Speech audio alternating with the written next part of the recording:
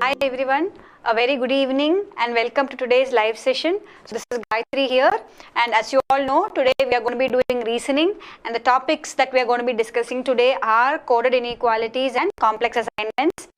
Coded inequalities are is a topic wherein questions will be pertaining to inequalities. Inequalities are greater than or equal to, less than or equal to, or equal to. These are the general inequalities that come. So in these questions you will be given some variables and some symbols will be given in between the variables, and each symbol will represent an inequality. So what we will have to do is you will have to decode the information for each symbol, write down the relationship between the variables in terms of the inequality, and answer the questions that follow. Okay, so let's just start solving the questions. There is there are not a lot of concepts that is involved to solve the question. So we will see how to solve such questions as and when the question comes. So let me share my screen. And as you all know, this is a refresher session. For those of you who are new to the sessions, I am just explaining it once again. So this is a refresher session wherein we will be solving questions that has been recently asked in the bank exams from this particular topic. And if you are new to this topic, see, we will be just, if there are any basics that is required to solve a question from this topic, we will just be skimming through the basics, because all the detailed explanations of these topics are available in the video lessons. You can always refer back to the video lessons for the detailed explanations. So let me share my screen. The first question for today's session is there on your screen. In each of the following questions, assuming the given statements to be true, find out which of the two conclusions 1 and 2 given below them is or are definitely a true answer.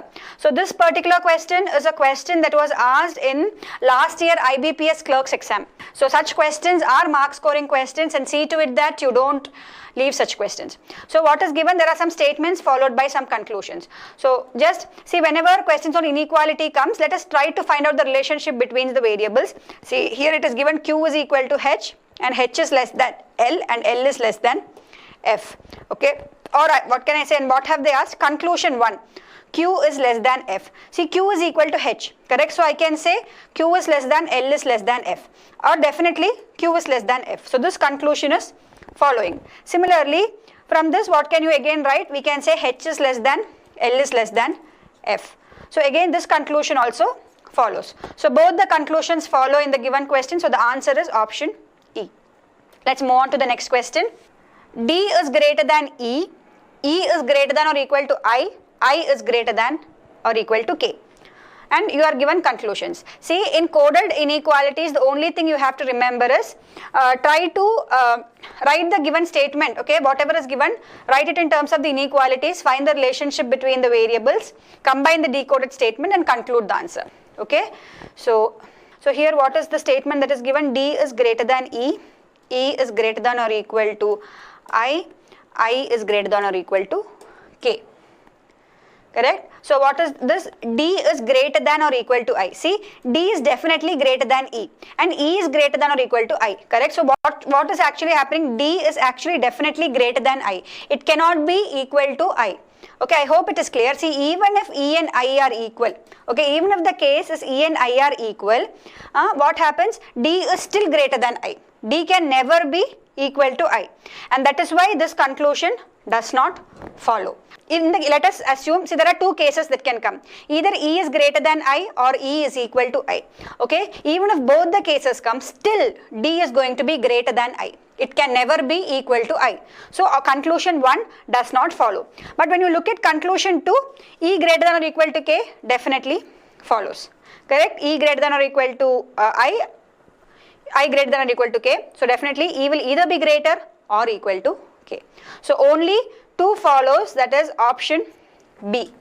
So I hope it's clear. Let's move on to the next question. Let's not waste time on this easy set. Now the third question is there on your screen.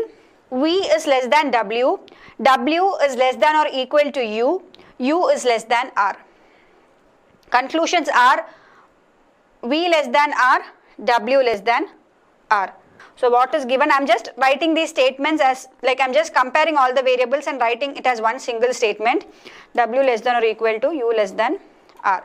Now definitely yes, from this you can very clearly say, see, V is less than W, U and R. So definitely V is less than R is true. Now the next conclusion is again W is less than R. Yes, W is definitely less than R. Even if W is equal to U, still it is less than R. So this is also true. So both the conclusions follow. Good. Let's move on to the next question.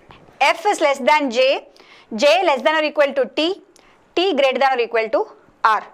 And there are two conclusions. So what is given here?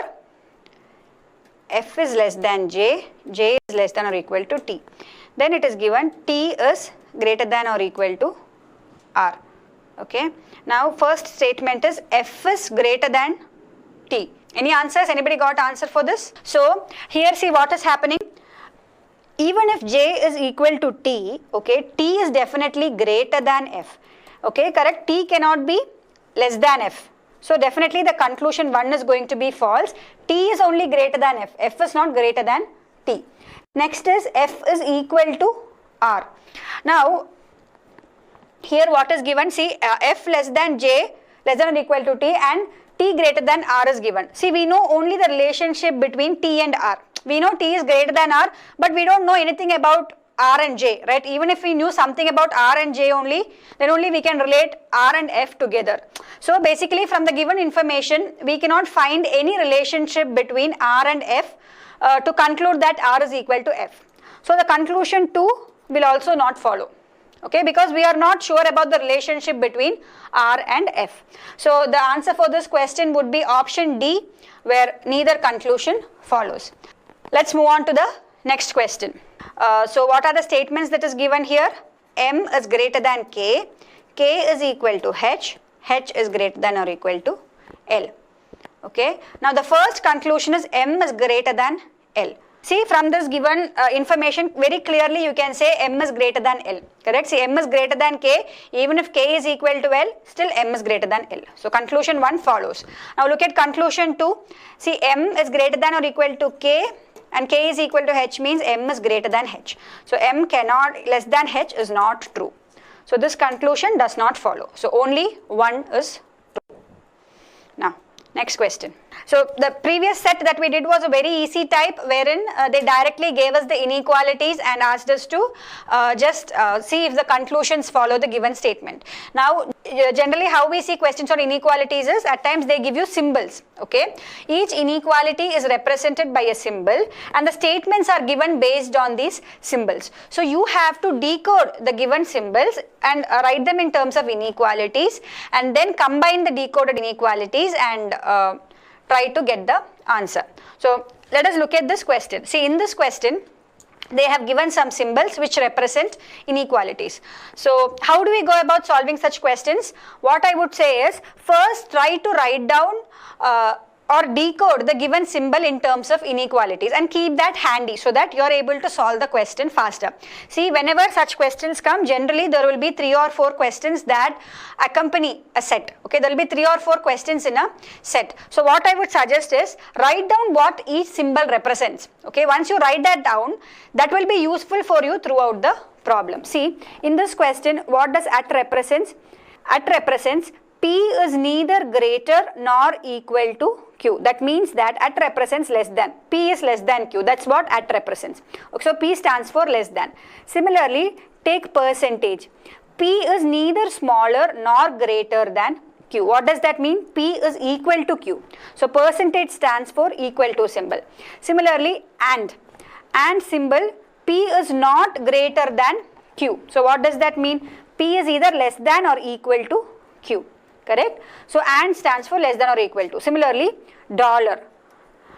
P is greater than Q. So this stands for greater than. So if you write this down, this will be useful for you throughout while solving the question. Okay, are there only, okay, there is one more symbol here. See this symbol. This stands for P is either greater or equal to Q. That stands for this. So just write this down and then go about solving the question. Now let us look at the first statement. So how do you, a lot of you are giving me the answer as 1. Okay, so let us look at this.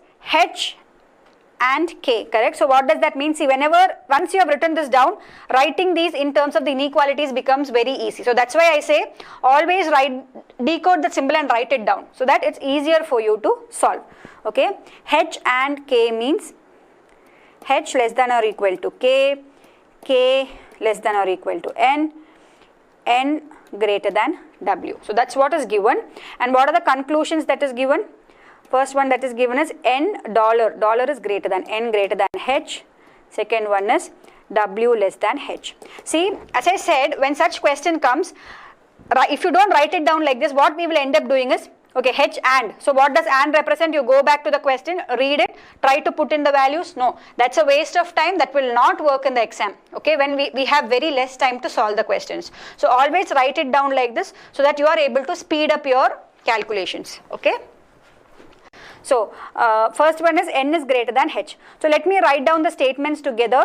What is given? H less than or equal to k. K is less than n, and next it is given that n is greater than w. We can't combine these two, right? That's why I'm writing them separately. So definitely from here you can see that n is definitely going to be greater than h, or I can say definitely h is less than n. Even if h is equal to k, h will still be less than n. So the conclusion 1 is definitely true. Now let us look at the next one. W is less than h. So see, what do we know here? We know that n is greater than h, okay, and we know n is greater than w. But do we know any relationship between w and h? No, we don't know any relationship between w and h, right? So with the given information, we cannot say that w is less than h. So this conclusion does not follow. So only conclusion 1 follows, or that is option A. I think everybody got it correctly. Let's move on to the next one. So h, okay, again let me just write down these symbols here by the time you guys give me the answer. See, if you write down these symbols, as I said, you have to just write it down only once and solving becomes very, very easy. And C means greater than or equal to, okay. H, C, K means, so what is given in the question? H greater than or equal to K, K equal to R, R less than N. That is given. The first conclusion that is given is N, C, K. So N greater than or equal to K and R equal to H. These are the given conclusions. So okay, now let's see. So I'm just combining the given statements and writing it. H is greater than or equal to K, K is equal to R, and R is less than N. Or I can say H is greater than or equal to R, correct? Or H is greater than or equal to K. Both this you know. R is less than N. That's all is given. Now N is greater than or equal to K. See, with this given information, we know H is greater than or equal to R, correct? Similarly, R is less than N. So what are they asking? Again, H is greater than or equal to K. K is equal to R. So what does that mean? Definitely conclusion 1 does not follow, correct? Conclusion 1 does not follow. Similarly, R is equal to H. Can be, cannot be. Conclusion 2 will also not follow. Okay, I hope it's clear.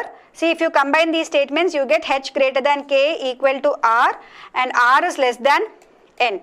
So we definitely know that N is greater than R, okay, or that means that N is greater than R, and here definitely N is greater than K. It cannot be greater than or equal to. Okay, I hope it is clear. N can never be equal to K. Definitely N is greater than R. So conclusion 1 does not follow. Similarly, R is equal to H. Now again, that is also not true. R can be equal to or greater than H. So both the conclusions don't follow. That is option D. Yes, everybody is getting that. Let's move on to the next question. $T, correct? So again, now the symbol, same symbols. So $, is greater than, correct? So $T, TC means, T means greater than or equal to M, M percentage means equal to J. Similarly, J percentage means J equal to T, at means J less than T. That is the statement and the given conclusions. So what can we say about the statements? R greater than T, T is greater than or equal to M, and M is equal to J. Or we can say R is greater than T, T is greater than M, or T is also greater than or equal to J. So T is definite. Now they are asking us the relationship between T and J. See, what can the relationship between T and J be? Either T is equal to J or T is greater than J. Correct? Either T is equal to J or T is greater than J. So here what is given? J is equal to T, J is less than T. These are the two conclusions that is given. So either conclusion 1 is true and this is false, or this is false and this is true. So either or, correct? That is option C. Either conclusion 1 is true or conclusion 2 is true. Either 1 or 2, yes. Let's move on to the next one. So the next question, just check the paragraph has changed now. So in this paragraph, let us just decode whatever is given about the inequalities and then start solving the question. So what is given? A at the rate of B means A is not greater than B. Okay, so what does that mean? A at the rate of means less than or equal to. A percentage B means A is not smaller than B. Not smaller than B means A is either greater or equal to B. Now this symbol means A is neither greater nor smaller than B. So A is not greater or smaller means A is equal to B. Similarly, dollar. This symbol means A is greater than B. So greater. And A is smaller than B, less than.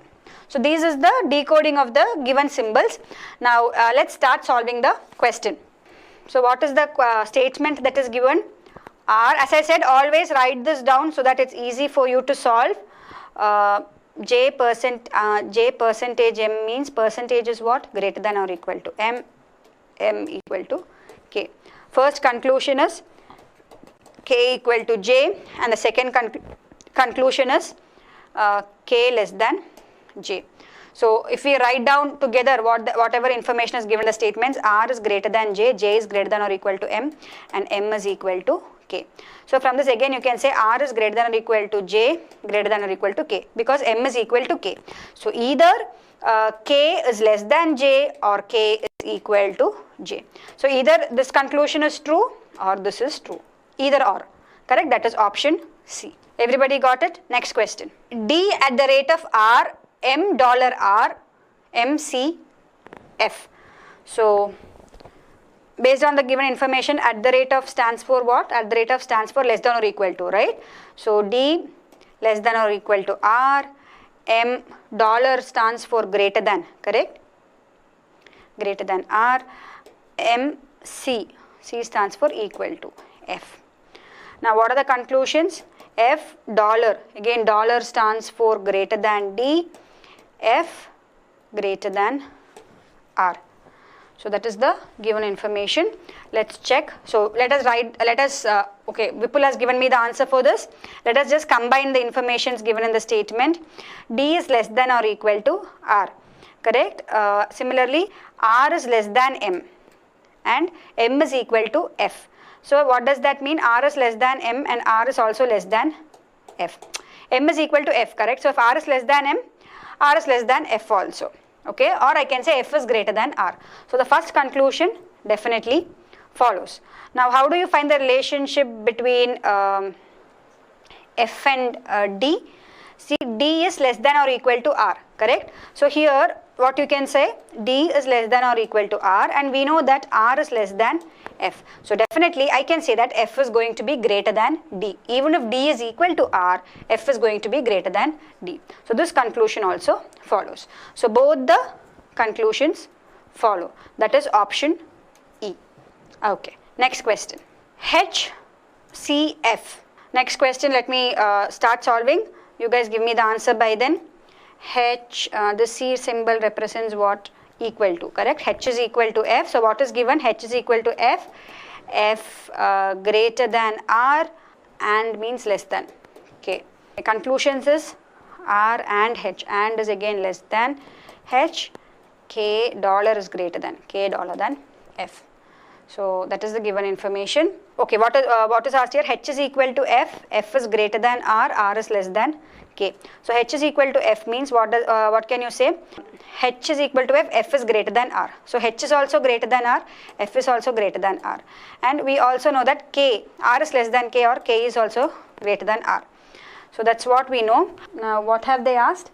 The first one is R is less than H. Yes, see here directly you can say R is less than H. The first conclusion follows. We know H is greater than R or R is less than H. So with the given information you can say statement 1 is, conclusion 1 is true. Now K is greater than F.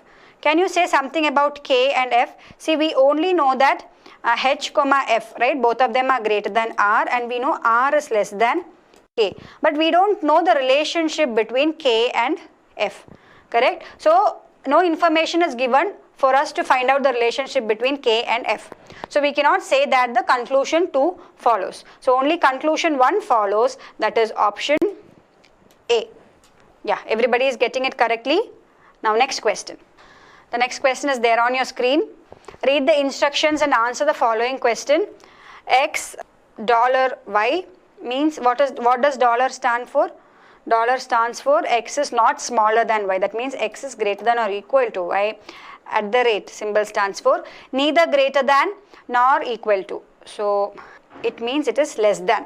Correct? It is standing for less than. Similarly, star symbol.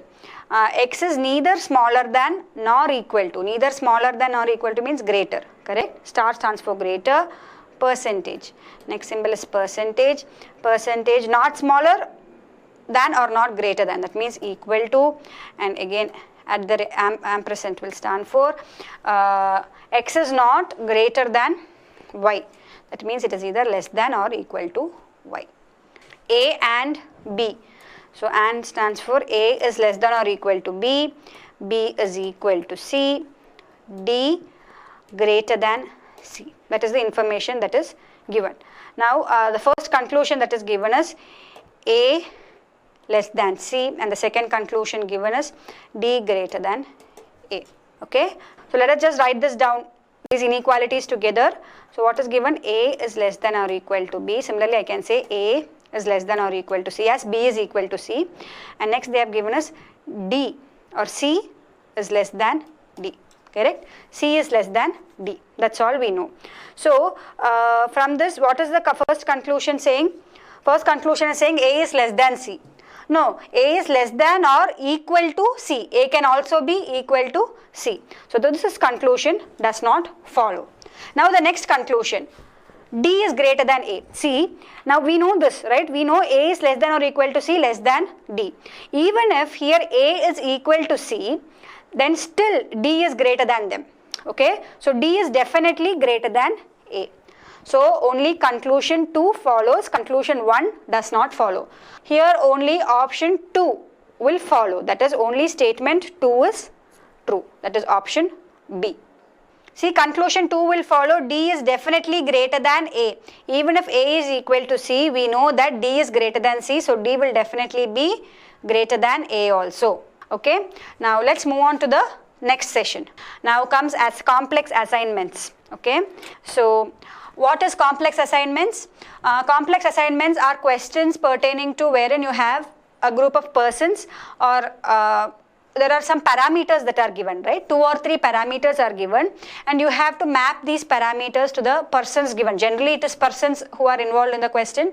Map the parameters accordingly and write the answers that, try to find the answers that follow. So, you will have a paragraph wherein details of each parameter is given. Like for example, there is a person A who likes a color red and he likes a car Swift. Something like that, right? So, there are a group of people who like certain colors and who like certain models of cars. So, and some information about them is given, and there will be generally 6 to 7 people involved in each question, and based on the parameters given, you have to map who likes what, okay, or map each person accordingly, and based on these mapping, you have 4 or 5 questions that follow. Now, as I see, this is also a type of arrangement that we do for that we did in the arrangement section, right? Seating arrangements. Similar way you have to approach these problems as well. And the most important thing, like I always say, is that don't leave out such questions when they come in the exam. The arrangement or the finding the answer might actually be easy. Please give it a try, and unless you are not able to crack it, then leave the question. Otherwise, don't leave such questions, because if you get the correct arrangement, you get the next 5 answers correct. Okay, always keep that in mind. So let me share my screen. And generally in bank exams, what we see is the number of parameters involved are 2, 3 or 4. Okay, so we will try out questions wherein 2 parameters are involved, 3 parameters are involved, and even 4 parameters are involved. Okay, and how do you approach this question? That is the next most important thing, right? There is a big passage that is given. So what we should do is try to like you will have to fix in some variables first. Like from the given information, try to fix 1 or 2 variables and then work around in the question. Okay, and the most important thing that all of us should keep in mind is that each and every line in the question is very important. Even if we miss out one single line, we might not be able to get the final arrangement. Yes, and see these questions are in some books they call it as puzzles. In some book it is mentioned as analytical reasonings.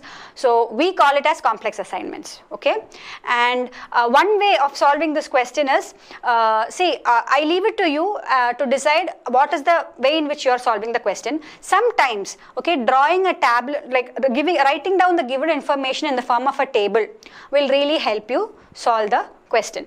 Okay, so we will try to solve in today's question, in today's session, I will try to solve a few questions using the tabular method, and for a few questions tabular method won't work, right? Drawing tables will be too tedious. For such questions we will not use tables and just try to write down what is given and try to find the answer. So let me share my screen. Since these questions will take a bit of time to solve, after the question appears on the screen, I will give you 2-3 minutes to work on the question, and then only I will start solving the question for you. The first question is there on your screen. I hope all of you can see the question. A, B, C, D, E, F, G and H are 8 employees of an organization working in 3 departments, personnel, administration and marketing, with not more than 3 of them in any department. They also like different sports. So how many variables are involved here? 3 variables, correct?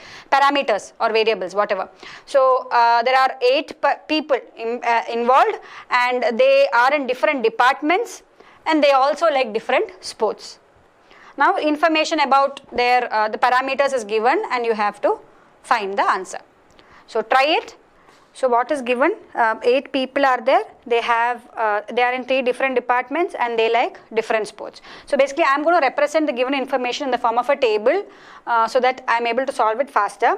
And what I am going to do is, see how many people are there? A, B, C, D, E, F, G, H, correct? Correct, there are 8 people and they like 8 different sports. So what are the sports that they like? I am going to represent it here. The first person likes, okay, there is football. Football I am going to put F, cricket, volleyball, badminton, lawn tennis, basketball, correct, hockey and table tennis. So these are the games that they like, and they are in 3 different 3 different departments. We will just write down on this side which department each one belongs to. Okay, first it is given that D works in administration. Okay, so D works in administration means which department is D in? D is in administration department. I am writing down the administration on the side because there are only 3 departments, so we need to represent that as a table separately. Now, and does not like either football or cricket. So D does not like football or cricket. So D does not like football, D does not like cricket, correct? Okay. Now F works in personnel only with A, who likes table tennis. So A likes table tennis, correct? A likes table tennis means A does not like anything else, correct? A does not like any of these. And similarly table tennis A likes, right? So nobody else will like table tennis now. F works in personnel only with A. So in which department is F working? F is working in personnel and A is also working in personnel, and it is also given that nobody else is working in personnel. So the remaining people are there in the other departments. Okay, and C likes hockey and does not work in marketing. So I left one sentence. E and H do not work in the same department as D. So where should E and H work? See, E and H do not work in administration. So, and it is also given that there are only 2 people working in personnel. So where will E and H work? They will definitely have to work in marketing, correct? Because they don't work in administration as D. That is given, and we know for sure they cannot work in personnel because there are only 2 people who can work in personnel, that is F and A. So E and H has to work in marketing, okay? They have to work in marketing. Now next one, C likes hockey and does not work in marketing. So C likes hockey means where is hockey? C likes hockey. So C likes hockey. So nobody else will like hockey, correct? A, B, C will not like anything else, and nobody else will also like hockey because C already likes hockey. Okay, now that is given, and C does not work in marketing. So where should C work? If C is not in marketing, definitely C has to be in administration because personal anyway he cannot work. So this statement also we have made use. Next, G does not work in administration and does not like either cricket or badminton. So G does not work in administration means where should G work? G should definitely work in marketing. Correct? Personal he cannot work for sure, so he is not in administration also, so he has to be in marketing. And does not like either cricket or badminton. So G does not like cricket and G does not like badminton. Okay. Now the one who likes volleyball works in personal. So the one who likes volleyball works in personal means there are only 2 people who works in personal, correct? And out of that A is already liking TT. So who should be the one who likes volleyball in personal? The one who likes volleyball has to be F because he is the only other person in personal. So nobody else likes, so F will not like any other game and nobody else likes volleyball, correct? C will not like, D will not like, E will not like, G, H. None of them likes volleyball. Okay. And none of those who work in administration likes either badminton or lawn tennis. So let's look at badminton or lawn tennis. Whoever works in administration don't like that. So badminton, D works in administration, right? So he will not like badminton is this, right? BA. The other B was what? The other B, no, badminton was B and basketball was BA, correct? So the persons who work in administration don't like badminton or lawn tennis. So administration don't like badminton or D does not like. Now C also does not like, that we know for sure. Now we need to know in what department B is working. See, what can we very clearly see here in the question, you have to read this line here, okay? It is given that not more than 3 people work in any department. So if you look at the departments, in personal there are 2 people, in marketing there are already 3 people, okay? So B cannot be in marketing and B cannot be in personal. So B has to be in which department? He has to be in the administration department. So I can also say that B also does not like badminton or lawn tennis. Now once we have got this information, see what can we see?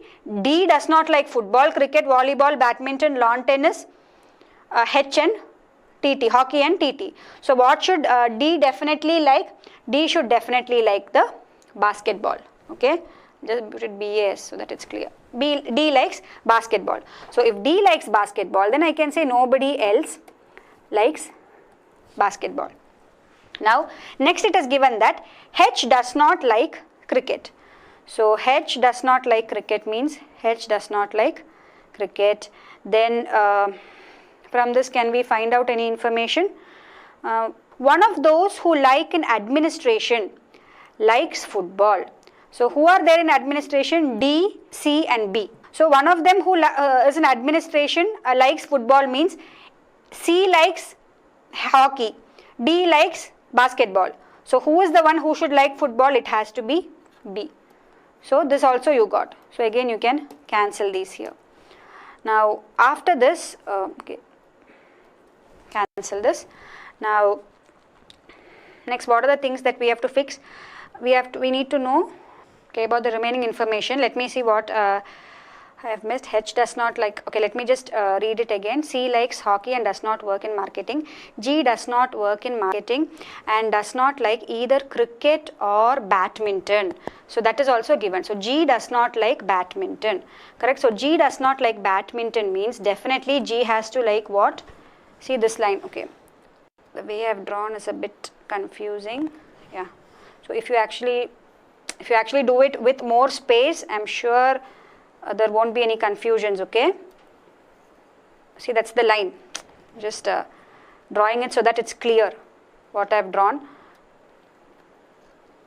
because I have less space, it is going a bit slanting. So what is given? G, it is given very clearly that G does not work in administration, does not like either cricket or badminton. So G does not like cricket and G does not like badminton. So that definitely means, what does G like? G has to like lawn tennis. So G has to like lawn tennis means, now what is happening? Now you are left with G likes lawn tennis, okay. So that is done. So nobody else will like lawn tennis. So what will H like? If G is liking lawn tennis, H should definitely like badminton. So this is also done. So we are left with only E now. So what will E like? So this is into, and E should like cricket. E will like cricket. So that would be the final arrangement. Okay, since there is very less space for me here, it is a bit slanting. Sorry for that. Okay, but I hope the explanation was clear. So the final arrangement is going to be this. A is in personal and likes table tennis. B is in administration, likes F. C is in administration, likes hockey. D is in administration, likes basketball. E is in marketing, likes cricket. F is in personal, likes volleyball. G is in marketing, likes lawn tennis, and H is in marketing, likes basketball. Clear, no? Yeah. So now let's look at the questions. So the first question is this: which of the following groups of employees work in the administration department? So who works in the administration department? It is B, C and D. Am I correct? B, C and D work in the administration department. In which department does E work? Where does E work? E works in marketing. Which of the following combination of employee department favorite sport is correct? E works in administration and likes cricket. No, E is working in marketing. So this is not correct. Similarly, F personal. F is working in personal definitely, but F likes volleyball. So this is also not correct. Now next H. H is in marketing. That is correct. And what does H like? H likes badminton. So this is also not correct. B is in administration and B does not like table tennis. A likes table tennis, no? So none of these. Okay. So what I suggest is, when such arrangement comes, okay, except for this question, for some of the other questions that we saw, very few information is enough, right? You needn't actually waste time making the entire table. So as and when you solve the questions, just look at the questions if you are able to answer any. Let's move on to the next one. Okay, again same question. What is E's favorite subject, favorite sport? What is E's favorite sport?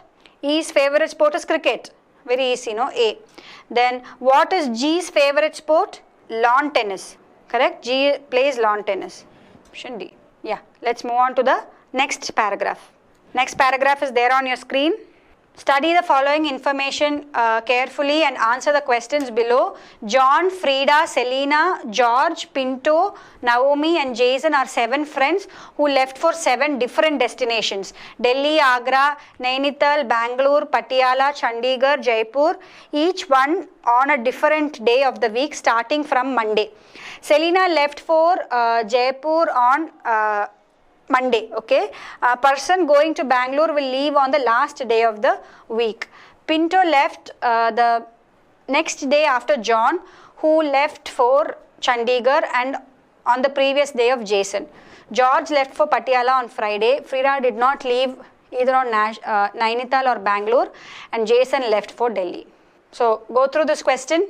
So again, there are few people here, 7 people, and they go to different destinations, and their the day in which they go is also given. So what I'm going to do is, I'm going to represent the people and the destinations that they go to in the table, and the day in which they go, I'm going to write it towards the side.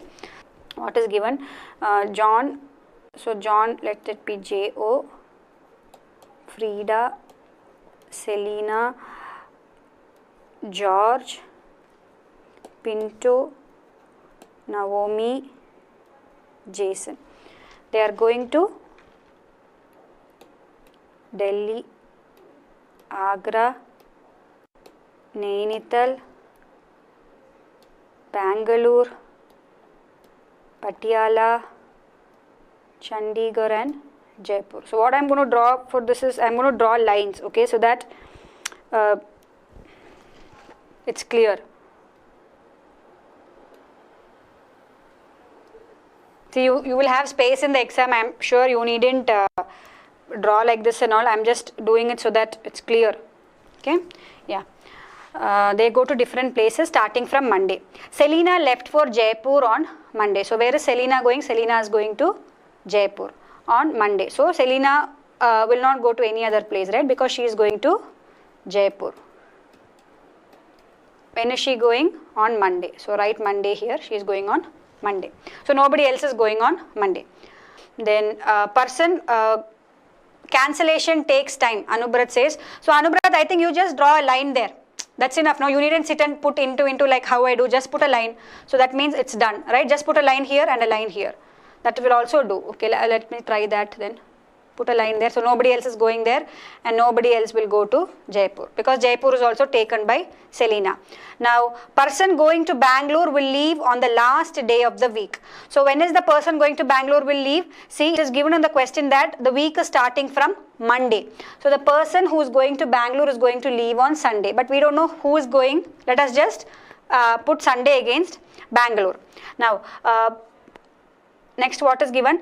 Pinto left the next day after John, who left for Chandigarh, and on the previous day of Jason. So what does that mean? Pinto left the next day after John. Okay, so there is John. Now Pinto leaves the next day after John. So if John is leaving on this day, Pinto is leaving on the next day after John, who left for Chandigarh, and on the previous day of Jason, correct? So what does that mean? Pinto is leaving on the previous day of Jason. Okay, see what is meant by the given statement? Pinto left the next day after John. That means that if John is leaving today, Pinto is going to leave tomorrow.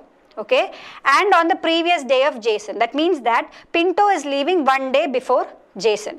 So if he is leaving on day 1, he is leaving on day 2, he is leaving on day 3. Correct? So let us just write this down here. We don't know where to fit them in, right? Both of them will leave in consecutive days. That's all we know. So let's just keep them there. And then next it is given that John left for Chandigarh. So John left for Chandigarh means this is John. So this Chandigarh nobody else will go. Correct? Chandigarh nobody else will go. It has been filled. Now next what is given? George left for Patiala on Friday. So where is George? George left for Patiala. Correct? He left for Patiala on Friday. So this is going to be George. Correct? George left for Patiala on Friday. So Patiala nobody else goes. Okay, only George is going. So George is going on Friday. Now once you have got this, what can we say? See, there is a person who is going on Monday. Okay, and we also found out there is a person who is going on Friday. Then you have Saturday, Sunday here. Now these 3 people are going on 3 consecutive days. So where should we fit them? We should fit them in between, correct? Because only here we have 3 consecutive places to fit them in. So where do we put them? John, Pinto and Jason. So when will John go? John has to go on a Tuesday, correct? And Pinto has to go on Wednesday. And Jason has to go on Thursday. So this information you have got. Next, George left for Patiala on Friday. Frida did not leave for either Nainital or Bangalore. So Frida did not leave for either Nainital or Bangalore, and Jason left for Delhi. So Jason left for Delhi means nobody else leaves for Delhi, correct? And Frida did not leave for Nainital or Bangalore. So Frida is where? She did not go to Nainital or Bangalore. So very clearly that means that Frida does not leave on a Sunday. So what is the only other day that is there for Frida to leave? See, we have done Monday, Tuesday, Wednesday, Thursday, Friday. So Frida has to definitely leave on a Saturday because it is given, Frida does not go to Bangalore or Nainital.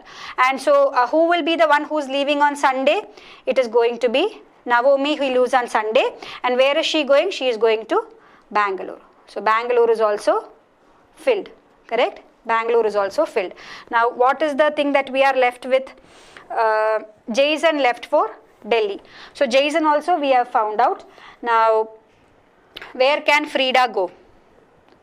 See very clearly now if you look at this this particular information that is given, Delhi is filled, correct? Now Nainital is filled, Bangalore is filled, Patiala is filled, Chandigarh is filled, Jaipur is also filled. So definitely where should Frida go? Frida has to go to Agra.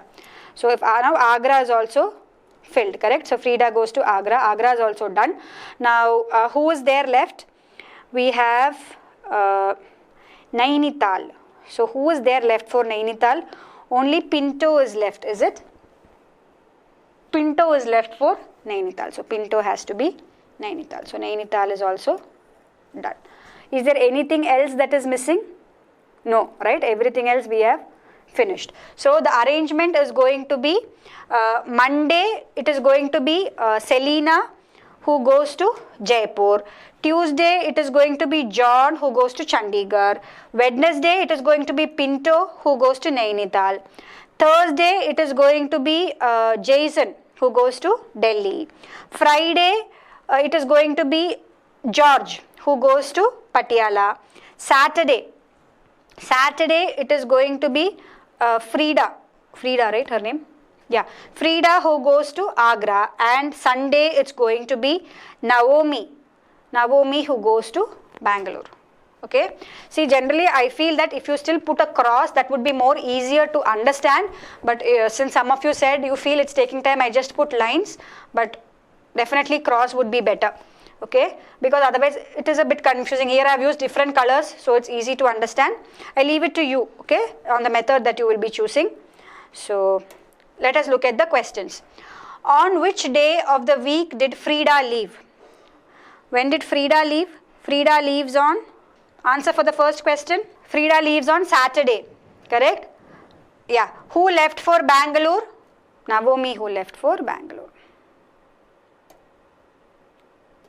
Yeah, correct. Pinto left for Bangalore, correct, on Wednesday. Now on which day of the week did Pinto leave? Again, Wednesday. Easy. Which of the following combinations of place and person is not correct? Selena, Jaipur. Yes, that is correct. Selena goes to Jaipur and Pinto goes to Nainital. Pinto goes to Nainital. That's also correct. Yeah. And John goes to Chandigarh. John goes to Chandigarh. That's correct. Naomi goes to Bangalore. Naomi goes to Bangalore. That's also correct. So for this, all are correct. All the given statements are correct. Answer is option E. Is it clear? Let's move on to the next question. Next question is there on your screen. So let us number the box in the given question like this. Okay. So let us look at this question. What is given? They are arranged vertically from top to bottom. There are 7 boxes. One of the colors is pink. One of the item is candies. Okay. And the box which has wheat is at an even numbered place from top to bottom. So where can wheat be? Wheat can be either in 2 or 4 or 6. E has pulses. F does not have rice. Okay. G is kept at the bottom. So that means G is here in this position. Okay. So you can arrange it either 1 to 7 or 7 to 1. Really doesn't matter. Okay. And then next what have they given? G is kept at the bottom. So we have used this statement. Wheat is either a blue or a red box. Okay. Wheat is either blue or red. Let us keep that aside. A has stationery but is not the orange colored box. Okay. So A has stationery. It's not orange in color, and A is not kept close to B. There are 2 boxes between F, which is yellow in color, and the green colored box, and then the orange colored box is kept at the 3rd place from the bottom. So this is going to be the orange colored box, right? 3rd place from the bottom. Now B is a white colored box containing sugar, but it is not kept with F, which is at an odd numbered place. So where can F be? F can either be in, it cannot be in 1 because 1 is already occupied by G. Correct? Similarly, now look at 3. See, F, it is already given that F is a yellow colored box. So F cannot be at 3 also. So the only positions that F can occupy is either 5 or 7. Okay, so now first I am going to try the case where F is going to occupy the position 5. Right, because any one of the cases will only work, no? So there are two cases here. So first we are going to try the case where F is occupying the position 5. So if I am putting F in the position 5, what happens? This is yellow in color. Now next they have given that there are F is, next we will try, after we try this we will do the case where F is 7 and we will see which is the correct arrangement. Okay, always remember in questions on arrangement only one arrangement will be final and correct. Okay, so we are taking here F is yellow and it is in position 5. Now it is given that there are two boxes between F, which is the yellow colored box, and the green colored box. So where can the green colored box come? See, there should be two boxes between F and green. So it cannot be on top. So it definitely has to be here. So this is your green colored box. We don't know what it is. Let that be there. Then next what is given? B and D are adjacent to each other, correct? See, B and D are adjacent to each other, and it is also given that B does not sit with X, correct? I mean B is not kept close to X, correct? See, it is given here, no? B is a white colored box containing sugar, is not kept with F, which is at an odd numbered place. Similarly, B and D are boxes adjacent to each other. So where can you place B and D? See, we can place B and D either here, somewhere between 2, 3, 4 or 6 and 7. But remember, there is one more statement that is given here, is that either B or D are not orange in color. So B and D, both of them cannot come here. Correct? So either they have to be 2, 3 or 3, 4. Both is not possible because both B and D cannot be orange in color. So definitely B, D has to be placed on top. So and it is also given that B is not placed with F. So where should B be? This has to be B and this has to be D. Now we know B is white in color and it has sugar. So this is correct here. Now next, let us look at D. Now anything else about D they have given? See, they have given that D is neither green nor red. So D is not green, not red and not orange. That we know. Let us keep that there. The box which has paint is kept second from the top. So this box has paint. Now this we know. Next we know that wheat, correct? See, wheat is either in 2 or 4 or 6. Okay, and here we know it cannot be 6 because 6 is already white and has sugar in it. So it cannot be 6. 6 is eliminated. Now next look at position 2 and 4. Here position 2 is green, but they have given wheat is either in blue or red. So it cannot be position 2 also. So definitely wheat is going to be in position 4. So this is going to be wheat and this color is going to be blue or red. We don't know which it is. Let that be there. Now the next thing that you know is A is stationary and A is also not orange. They have already given A is not orange in color. So where should A be? A has to be green, correct? A has to be green and this is going to be stationary. Now if you have fitted A, then you know for sure this is going to be E and pulses. Okay, so that is also done. Now we are left with where to place blue, red, and there is one pink color we have. Then we have candies and we also have rice. Now let us look at rice. What is said about rice? It is given that F doesn't have rice. So where is rice going to come? Rice is definitely going to come for G. So which is this? This is going to be candies. Now we are left with two colors, right? Blue or red. Now anything about blue or red is given. F doesn't have rice. Wheat is either in a blue or a red box. A has stationery and it is not kept adjacent to B. Yes, that condition is also satisfied in this particular arrangement. Then the orange colored box, B is white colored box containing sugar. Neither paint nor rice is kept in a blue box. So rice has to be kept in a red box then, correct? Because we are only left with red. So this has to be blue. Okay, so if this is blue, and again it is also given paint is not kept in red box, no? So which is going to be paint? Paint is going to be pink. So this is going to be our final arrangement. Okay, and so here we are left with, this is C. So this is the arrangement that we get when F is in the position 5. okay, and this arrangement seems to be correct also. Now let us see, then we suddenly get a doubt, no, see F can also come in the position 7. So let us check, if we put F in position 7, what do we get? Okay, the same question, let us put F in position 7 and then let us see what is it that we get and why is that arrangement going wrong. See, this is a bit complex question, and when this question actually comes in the exam, if you are actually planning to attempt it, the best thing to do would be to try out both the cases together. See, I am doing it here separately in 2 different steps so that it is easier for all of you to understand, but when it actually comes in the exam, try to do both the steps together, okay. So first what we fixed was G is in position 1, then we knew wheat is in position 2 or 4 or 6, then we knew third is orange, right. I am not again explaining the steps as we already arranged all this. Then F will be in position either 1, 3 or 5 or 7, correct, that we knew. This is going to be paint, right, all these we found out in the previous case itself. Wheat is 2 or 4 or 6, wheat has either blue or red color, that we know. Then F is yellow in color, correct. So here now I am going to place F here, okay. 1, 3 will definitely not come because F is yellow, here G is there, so that we eliminated. Now we first looked at the case when we put F in 5 and we got actually the correct arrangement. So this I am explaining only to tell you why F cannot be in the position 7. So if F is in the position 7, this is F, this is yellow, okay. Now what happens now? Now let's look at the remaining statements now. Now it is given that between F and the green colored box there are 2 spaces. So where is the green colored box going to come? It is definitely going to be here, correct. This is going to be green. Now next what is given?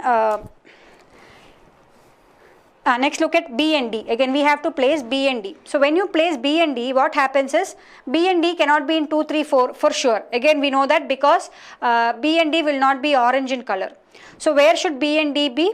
And we know that D is not green, and we know B is white in color and has paint. So it cannot come in position 4, 5 also. So definitely B and D has to be placed in this position, and this has to be D and this has to be B, because we also know that B and F cannot be adjacent to each other. So this is going to be B, white in color, has sugar, okay. Now we are left with the remaining positions. Then what do you know? Then you know that now you come to wheat. Okay, now let us try to fix the position of wheat.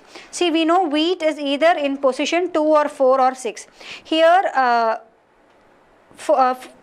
6 is eliminated because already paint is there. Okay, 4 is also eliminated because already it is green. It is given that wheat is either blue or red. So the second one has to be wheat. In this case, the second position has to be filled with wheat. Okay, now we are left with 2 places, 4 and 3. See, it is given that. Next let us try to fix A. Now according to the given conditions, A should be in position 4. Why? See, A cannot be orange, so A cannot be in position 3. So A is in position 4. So this is going to be A and this is going to be stationary. But what you see here is that no other place for A. We are clear, no? But see here, there is a statement which says that A is not orange in color, it is not kept vertically adjacent to B. So it is violating this rule, right, that A and B should not be close to each other. So that is why this particular case goes wrong. So the previous case that we did was correct, and that is the correct arrangement for the given question. So let's look at the questions that follow it. Which box is pink color? Pink is D, correct. Which box has candies? F has candies. What is the position of C from top? What is the position of C from top? What answer is, okay, D, okay. What is the position of C from top? Check the arrangement. C from top is 4th, right? 4th from the top. It is option C. Are the questions clear? Okay, that's clear, no? Let's move on to the next set. How many boxes are there between the red colored box and the blue colored box? So how many boxes are there between red and blue? There were 2 boxes, right? Red was in position 1 and blue was in position 4. So between red and blue, how many are there? 2. Which box is kept 3 places above the box containing wheat? Which box is kept 3 places above the box containing wheat? 3 places above sugar, should be sugar, no? because wheat is in position 4, then you have 2 boxes and the third box is going to be sugar. That is option B. So with that, let's move on to the next question. A, B, C, D, E, F and G are 7 members of a club. Each of them like one day of the week, not necessarily in the same order, and they like different cars. So there are 3 variables involved. You have to arrange the people, what day they like and what car they like. So try to solve that question and give me the answer. What is given? A, B, C, D, E, F, G. Okay, and they like different cars, correct? Yeah, Swift, Alto, Figo, Beat, SX4 and Estilo and Optra. So I'm just drawing lines so that it's not confusing. This was a fairly easy one, no? Okay. Now what is given? Different days. They go on different days. C likes Wednesday. So C likes Wednesday, and his favorite car is neither SX4 or Optra. So C does not like SX4 or C does not like Optra. Now E does not like Monday and his favorite car is Beat. So E does not like Monday. Let's keep it there. I have not used that. And his favorite car is Beat. So E's favorite car is Beat. So nobody else likes Beat. Okay. And that's crossed out. Now the favorite car of the one who likes Friday is Figo. So whoever likes Figo, okay, goes on a Friday. I'm just noting that there. The one whose favorite car is Estilo likes Tuesday. So the person who likes, it's better to write it here, Estilo likes Tuesday. The person who is Figo likes Friday. Now D likes Saturday, and D's favorite car is not SX4. So D likes Saturday and D's favorite car is not SX4. Now next, what is given? G's favorite car is Alto. So G likes Alto. So G doesn't like anything else. Okay. Alto. Nobody else likes Alto. And F likes Thursday. So F likes Thursday, and B does not like Estilo. B does not like Estilo. Okay, now we've got this. Now E does not like Monday. Okay, now so who has to be? The person who likes Estilo is on Tuesday, and the person who likes Figo. Okay, we have not found out who likes Estilo and Figo. So who are we? We have to find out Figo, Swift. C likes Wednesday. C likes Wednesday, and his favorite car is neither SX4 nor Optra. E does not like Monday, and his favorite car is Beat. Okay, E does not like Monday. So E is not Monday, and his favorite car is Beat. The favorite car of the one who likes Friday is Figo. So who should like? E already likes Beat. So E is not Monday and E is not Friday. E is not Friday or Monday. So Friday or Monday, again G cannot be Friday, correct? Because G already likes Alto. And who are we left with? We are left with A and B. Now D likes Saturday. That is also given. So we are left with A and B. So A and B have to be, but did we find who likes Estilo? No, we have not found, no? Okay, G does not like Estilo, sorry. Yeah, see again, these two like Saturday, correct? Saturday, Wednesday. So they don't like Estilo for sure. This person also doesn't like Estilo. So the person who likes Estilo definitely has to be A. See, because already it is given the person who likes Estilo likes Tuesday. So definitely it cannot be G, it cannot be anybody, any of these 3 people, because they already like Wednesday, Saturday and Thursday and all. So the person who likes Estilo has to be A. So you can again fix that. Now once you have got that, what are you left with? So this person A likes Tuesday. Now you are left with B, E and G. And the person who likes Figo likes Friday.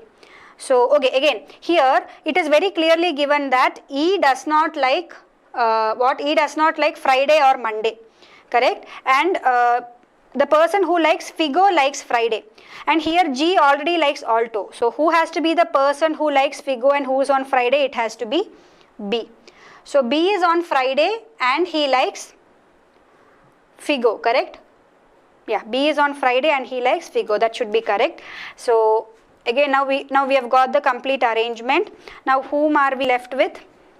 And also it is okay. Next we are left with F. So what does F like? See from this picture you can say, no, we are left with who likes this one, right? So again this you can cancel it out, put the cross here, all that gets cancelled out. And the one who likes, F likes Thursday. So F likes Thursday, yes. So again definitely here E does not like Monday or Friday. So G has to be Monday. And what should E be? E should be Sunday. Okay. So E should be Sunday. Now are we done with the arrangement? So what have we got? We got A likes Tuesday and Estilo. B likes Friday and Figo. C, what does C like? C likes Wednesday, correct? Wednesday and likes Swift. Similarly, D likes Saturday, and okay, it is missing here, so put a tick there, that is D. So next you have E likes Sunday and Beat. F likes Thursday and SX4. G likes Monday and Alto. Yeah, so that is the final arrangement that you get. Hope it's clear, right? Now let's look at the questions that follow. Who among the following likes Tuesday? Who likes Tuesday? A likes Tuesday, correct? A likes Tuesday. Whose favorite car is Figo? Figo was B's favorite car. Figo was B's favorite car. And who among the following likes Sunday? Who likes Sunday? E likes Sunday. Now next one. Whose favorite car is SX4? Whose favorite car is SX4? F's favorite car is SX4. Which of the following combinations is correct? Which of the following combinations is correct? See, all are wrong, correct? F Thursday and F likes what? SX4. Similarly, D Saturday is correct, but D likes Beat. C Wednesday is correct, but he likes Swift. G Monday is correct, but he likes Alto. So all are incorrect. That is the correct option. Okay. So the correct answer for the last question is option E. All are incorrect. Okay, done? Yes. So now let's look at the, I think with this we have come to the end of the questions that are chosen for this session. Okay, all the very best with your preparations, and I hope all the doubts that you had is now clear, and I will see you in the next session, and this is Gayatri signing off.